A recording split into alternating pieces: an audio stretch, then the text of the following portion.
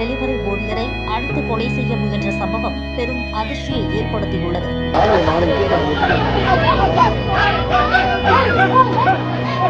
வேளச்சேரி நடுரோட்டில் தனியார் உணவு டெலிவரி செய்யும் ஊழியரான பார்த்திபன் என்பவரை ஓட விரட்டிய அந்த கும்பல் சரமாரியாக வெட்டும் வீடியோ வைரலாக பரவி வருகிறது. போதையில் தடுமாறிய அந்த இளைஞர்கள் கத்தி மற்றும் அரிவாளால் தாக்கிய சம்பவம் தலைநகரை நேற்று இரவு தூங்கவிடவில்லை. இரத்த வெள்ளத்தில் சரிந்த பார்த்திபன் என்ற அந்த இளைஞர் வேண்டாம் வேண்டாம் என தடுத்த பிறகும் அவர்கள் மனம் இறங்கவில்லை.